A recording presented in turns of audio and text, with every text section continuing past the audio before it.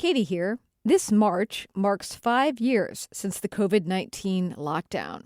And this community told wonderful stories during that time. And it really felt like we were sharing the moment together. So to mark this 5-year milestone, we're using our Bittersweet Life past episodes to look back and revisit that time. And I want to thank you again for being with us during all of that. It made the time feel more global and less lonely, like we really were in it together. And that's a feeling that I and Tiffany were very grateful for. So thank you, and enjoy this look back at the stories you told and what life was like 5 years ago. Hello, and welcome to the Bittersweet Life. If you're new, I'm Katy Sewell. I live in Seattle. My co-host Tiffany Parks is in Rome. Normally on the show, we explore life and life abroad, and how the decisions we make affect us for good and for bad. And as a community of listeners over the last 6 years, we've been exploring Italy and Rome and how to sort out what you want from life and how to take chances and how to move away and how to come home. Together we aim to live a different life.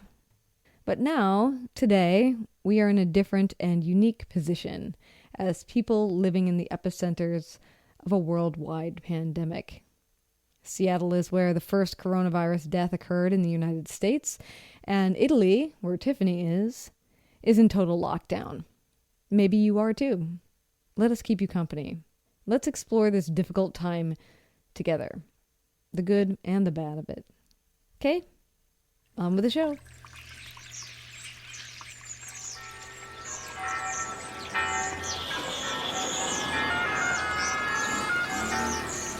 Welcome to Rome.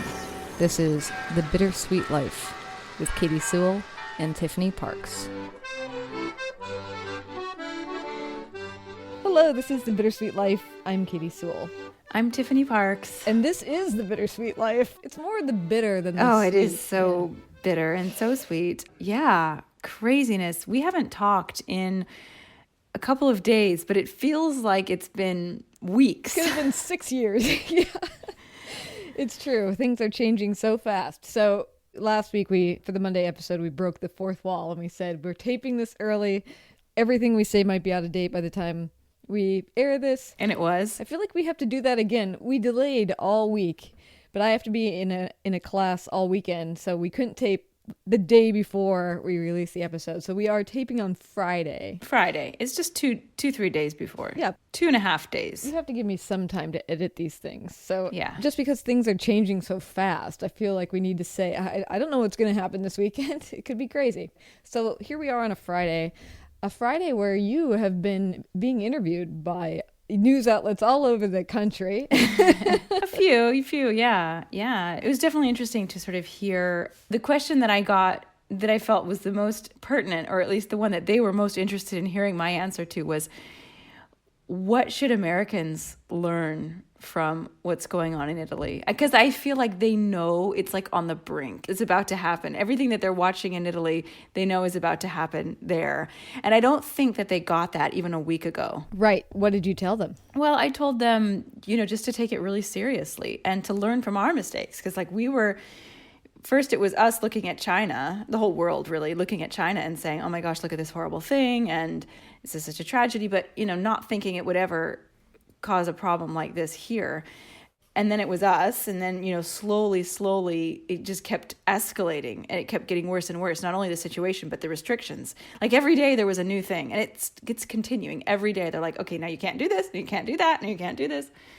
And so, we're here, and I've spent the past week trying to convince my mom not to go to California and trying to convince my sister who's in California to tell her not to come. And they've both been sort of fighting me, and finally something changed. It was like a flip had switched. And I remember because I woke up, I want to say it was Thursday morning. I woke up, I went into my studio, I meditated, and then I turned on my phone and I just saw these messages from my sisters on my sister chat, and they had a totally different vibe and a totally different tone. And I was like, oh, something has changed. I don't know if it was also happened to be the same day that Tom Hanks was diagnosed. I don't know if that was, or I think it was right after they declared that it was technically a pandemic. But something changed, and now my mom is no longer going to California. Mm-hmm. And as you know, tons of people are working from home now who usually don't work from home, and so many schools have been canceled. And I mean, you actually catch me up on the States because you're there. Yeah. Did you see all the Twitter comments with Tom Hanks, who I think obviously deliberately released this in a press release to make it seem more serious to people? It's not like Tom Hanks has to let us know how his health is doing at any given time. I mean, that was strategic, I believe, to be like, we have this, we got to tell everybody. And then, of course, people joking online saying, now all of us have someone we love with coronavirus. Yeah, it affects everybody now. Yeah, now it's not that we don't know anybody. And what turned the tide here? I don't know. I think the tide is still turning, personally. I think it depends where you are. Yeah, I think it depends on where you are in the States. I think it also depends on your age, how much you're reading the news. Some people are like not paying that much attention. I think that's true in any country. I think there's a lot of factors, but I have definitely felt like I'm the crazy person in the last week where I'm like, no, you need to listen. I'm being serious, you know. And I too was trying to get my parents to stop doing certain things, and they have a lot of trips planned, and I was trying to get them to not do them. Particularly one my mom wanted to do, to go visit her mom, who's 101. And I felt like I was nuts, you know, like being so emphatic, saying this is just the beginning, and trying to be convincing all the while. I don't know. I mean, sure, everybody's feeling this a little bit. Like, you feel like you're this voice in the wilderness, like you're just, I don't know, screaming about it, and everyone's like, oh, come on. Yeah. I was like, I feel like the Cassandra in the Greek myth, you know, who knows what's going to happen and no one will listen. I feel like that, not in Italy, but when I'm talking to my family, and it's starting to change now because they're starting to see supermarket shelves empty, and their schools are being canceled, events are being canceled. It's starting to become realer for them. But for so long, I just felt like they were all kind of even rolling their eyes at me. I mean, maybe that was my paranoia, maybe they weren't. But I just felt like, I almost felt hysterical when I was talking to them, even though I'm like talking calmly. But like I said to my mom, like I started crying. I wasn't crying on the phone, but I did start crying when I was just thinking about, I read some statistic, and granted, I read the news too much. I'm trying to cut back, but I read some statistic that said some congressional, like the official congressional doctor or scientist, I don't know, somebody who supposedly is qualified, supposedly being the key word, said that 50 to 150 million Americans are going to get coronavirus at some point over the next year or so. The high end of that number is almost half the country. And I know that if my stepfather gets it, he will not survive. I know that because of certain health issues that he's had. My mom is strong and healthy, but she is older, so she could all, you know, and I just started crying. I just started thinking about it, and I thought, oh no, I won't be able to go home. I won't be able to say goodbye. And I started crying, and I mean, I was probably overcome by emotion, and you know, I didn't have to be panicking at that moment, but I told my mom that, and she was just like, how can you tell me this? Like, how can, you know, you're making me feel bad. I'm like, okay, the point is not to make you feel bad. The point is to make you not go so that maybe you can survive. Yeah, it's to make you stay in your house, basically. It's interesting because I think all along, I'm seeing a lot of this online too, so I imagine that a lot of you listening feel the same way also, is that even as you're giving warnings to other people, you are thinking, do I even know what I'm talking about? I mean, I feel like there's definitely this thing because the information's unfolding so fast, and I'm not a medical expert, and I can only just read what I'm reading and hear what I'm hearing my journalist friends uncovering and things like that. And then actually with Derek, I don't know if you and Claudia are going to have this problem too, but I finally just said yesterday, because I every time I would come out of my office, he would say, oh, did you hear whatever the thing was? And I said, God, you know, eventually you and I are going to have to talk about something else other than the coronavirus every single time we have a discussion. I'm going to go insane. There's got to be some other things going on. I'm reading the news too. Yeah. I don't need an update every 30 seconds, you know? Mm-hmm. Yeah. But I think that a few things happened in the United States that made people sit up straight. And some of those things are as simple as Tom Hanks, of course, but they canceled the entire NBA basketball season. Well, the remainder of it. They were just going to host it without fans. And then a player tested positive for coronavirus, and one of them shut a game down right before it was about to start. And then after that, it was like a domino effect. So sports are off. Same thing happened with the Italian football, soccer. One of the players, they found out they had it, and they just shut it all down. I heard the same thing with the Major League Baseball season is just canceled For the foreseeable future. Yeah. I don't know as much about that, I must admit, because I know more interested in basketball than baseball. Sorry, friends who are fans of baseball. So that was a big thing. And then it's like also little things like, what do you expect to get you through this? Okay, I'm going to be stuck at home. I'm going to catch up on all my shows. All of a sudden, a whole bunch of late night talk show hosts are no longer going to be doing their shows anymore. I saw that. In Washington State specifically, we went from taking it pretty seriously to taking it really seriously because now the schools are shut down until nearly the end of April. And no event with 250 people or more. And they say that if it's an event with less people than 250, you have to be able to prove that you've been through certain hurdles. Really? But really what's happening is everybody's just canceling everything. Yeah, well, I just think... It's good. It's the right thing. It's the right thing, yeah. Mm-hmm.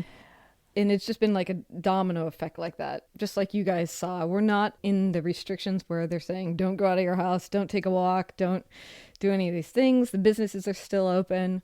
But, you know, it's changing every day. So in Rome, as you know, we had the official, well, not just Rome, in Italy, we had the countrywide lockdown was announced on Monday night. So that would be, you know, just about a week ago. And it was, I think, 2 days after that they came out and said, okay, not only is the lockdown continuing, of course, but now restaurants, shops, and coffee bars are closed as well. That was harsh because, I mean, up until that point, I mean, it's all harsh, but up until that point, you could try to create the same semblance of normalcy going into your coffee shop. Of course, you have to wait outside until, you know, there's only one other person in there, and then you have to stand back and all of this crazy stuff.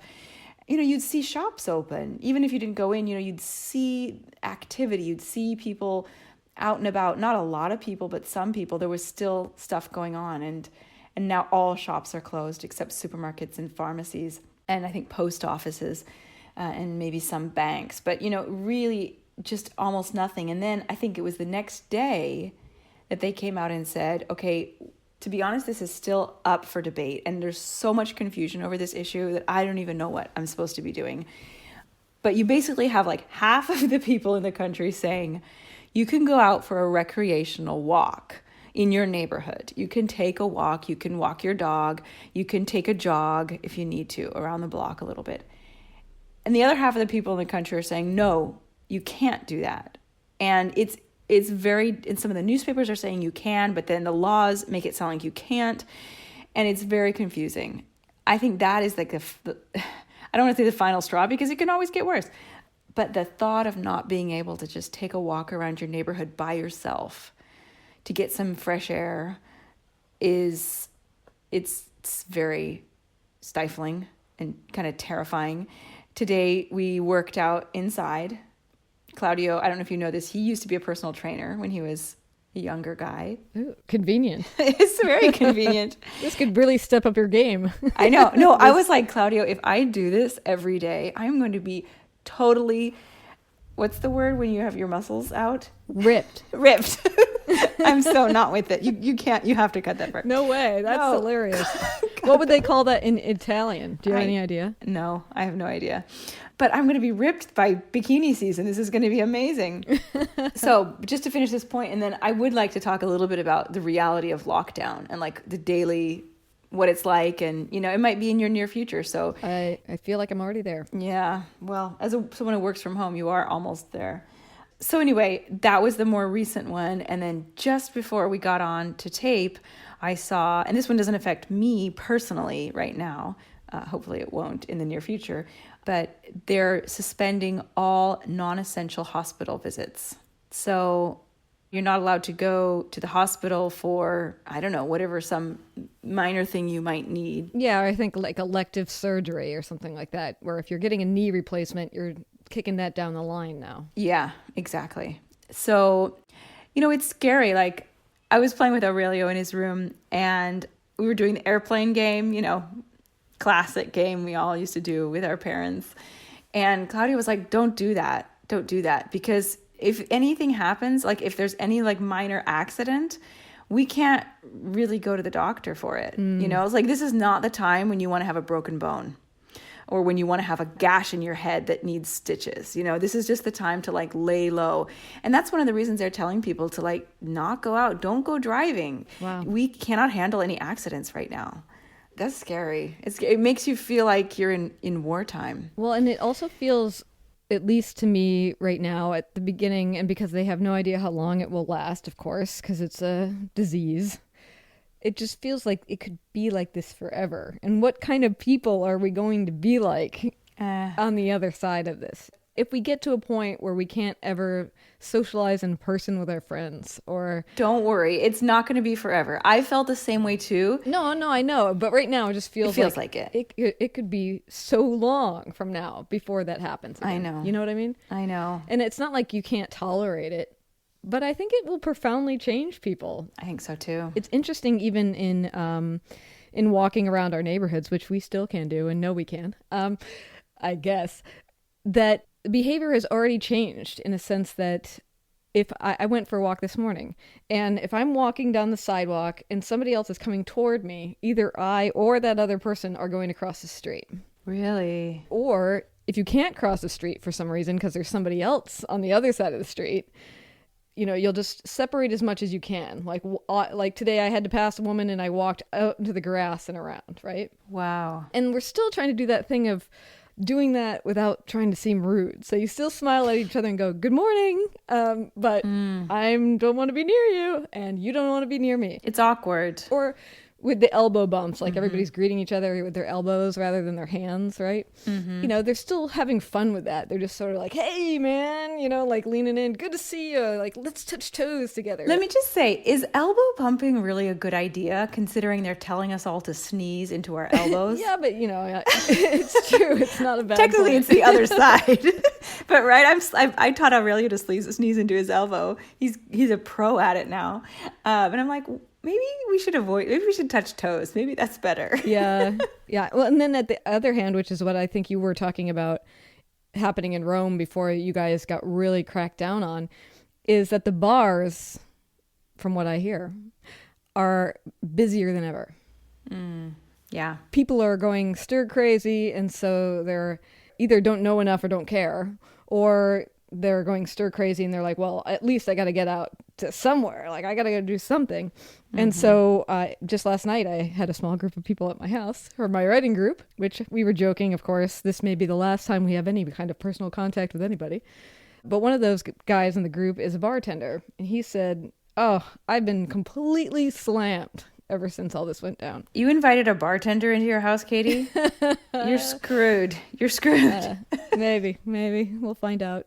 It'll be good for show ratings if I get the coronavirus, right? We'll just tell ourselves hopefully. that. Okay, so tell us though because you are in the true reality of the lockdown. You are at your house. You are in your condo with your husband, with your son who's 4 years old, in Rome proper.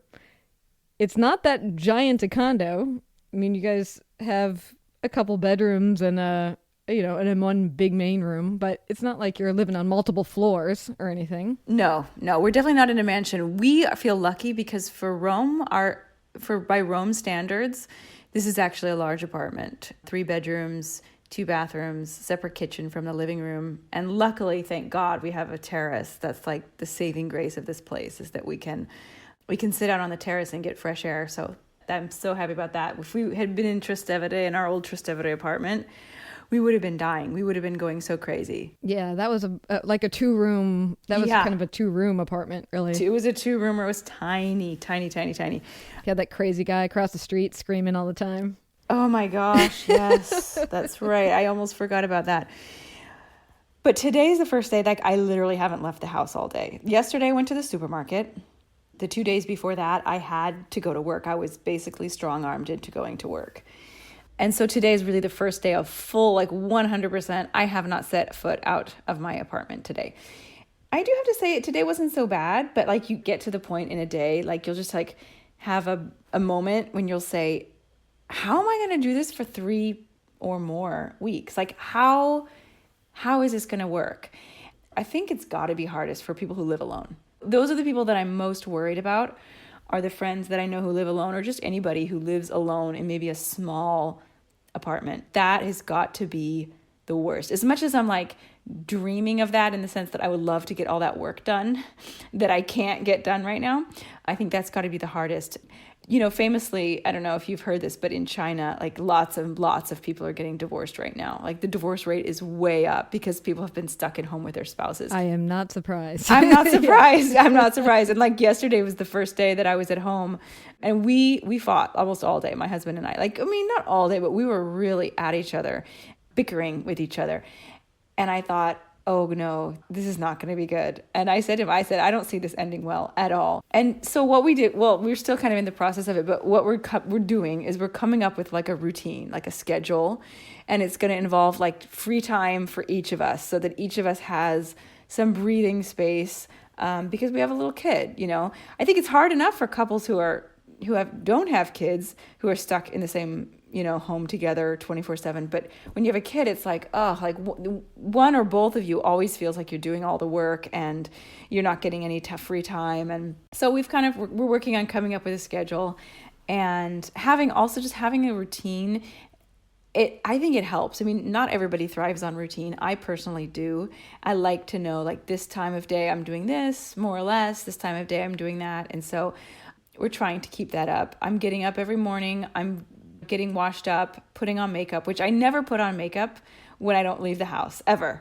But I'm doing it. I'm doing it right now because I'm like, I need to feel like I'm not wearing my pajamas around the house. I might have like sweatpant bottoms on, but I've got like a nice sweater on and put my earrings on, try to make myself feel not that I'm just lazing around the house. And we're trying not to turn on a video until 5 p.m. for our son so that he's not like zombied out on the couch. And today was much better. I do have to say we had a much better day today, I think, because we're getting this routine in implemented. What did you do today? What happened today?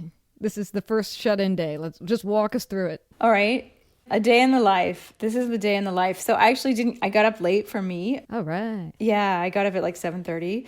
Really late for me. That was nice. It's nice to like wake up when I woke up. It was lovely.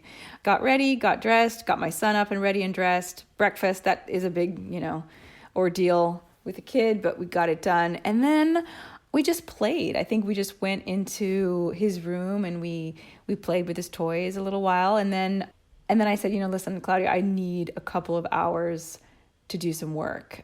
I know I did something else this morning, but I can't remember what it was. This is probably going to be typical of this time. Like the days they're going to flow together and I'm going to forget things because I don't have clear distinction between moments of my day.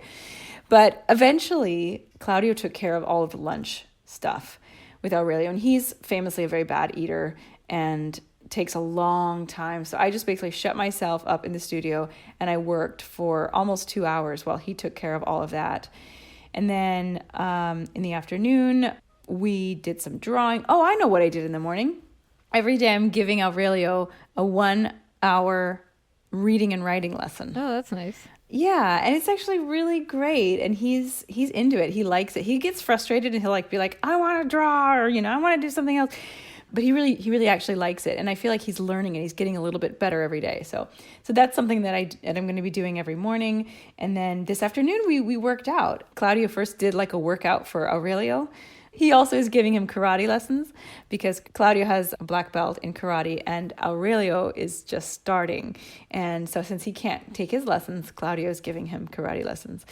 So he did that. Then he gave me a training session, not karate, but it's just a training session. And Aurelio and I made cookies. We played with Play-Doh. And then it was dinner, and then it was bedtime, and now it's podcast time. Yeah. And then after that, it will be Netflix time. Yes, that was one thing we've like, okay, this is what we're going to do every single night.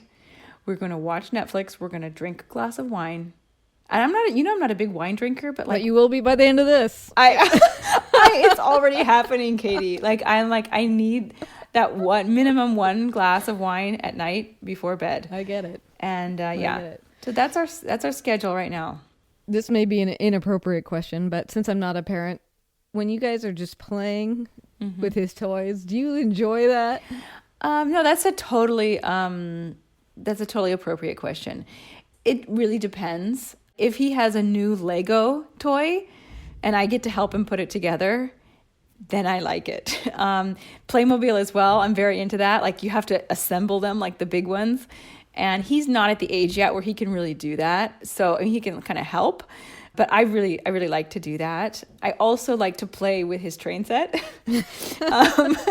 He has one of those like Brio wooden trains, but he's got like 3 million pieces to it. So like we can make a train set that takes up the entire living room. And I try to like do it so like we get every single piece in use. But like he often wants to just play with trucks. What does that mean? Like, what am I supposed to be doing? I'm not a boy. I don't understand the draw of the trucks and the cars. So I'm not into that. I don't have fun with that. He also likes to do fighting with swords, like sword fighting. It depends on the moment if I'm into that or not. Play-Doh is fun. Drawing is fun. It really depends. But I find that when I like put my phone down and I totally give him all of my attention, I have much more fun. What did you like to play with when you were a kid? Was it the same Legos, Playmobil? I loved Legos, Playmobil a little bit less. I don't think they had as much cool Playmobil stuff when we were kids.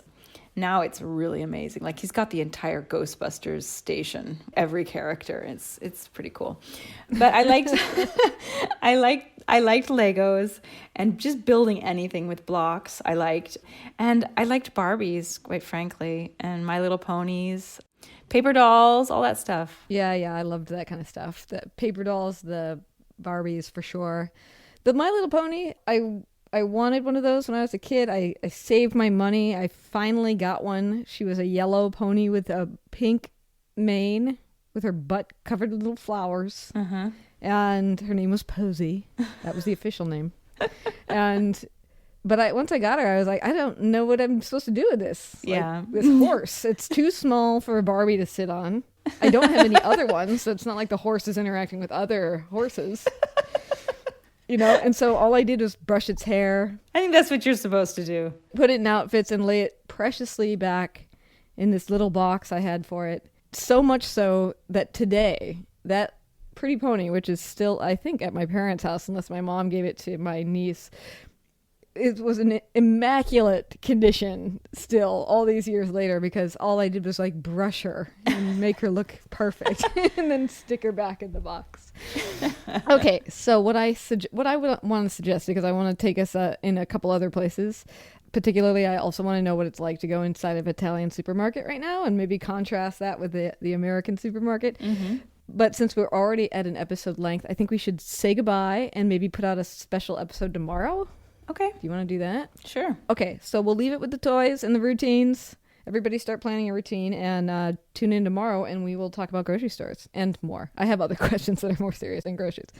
And until next time, until tomorrow, this is The Bittersweet Life. I'm Katy Sewell. I'm Tiffany Parks. Join us again. Bye. Thanks to Lori Lee Elliott for her help managing The Bittersweet Life on YouTube, and to Sarah Johnson for her consultation.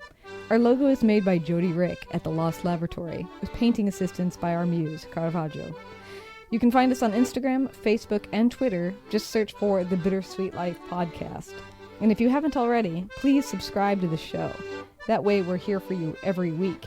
And if you review us on Apple Podcasts, we'll be grateful for you. Send us your topic ideas, questions, and voice memos at the Contact Us page at thebittersweetlife.net.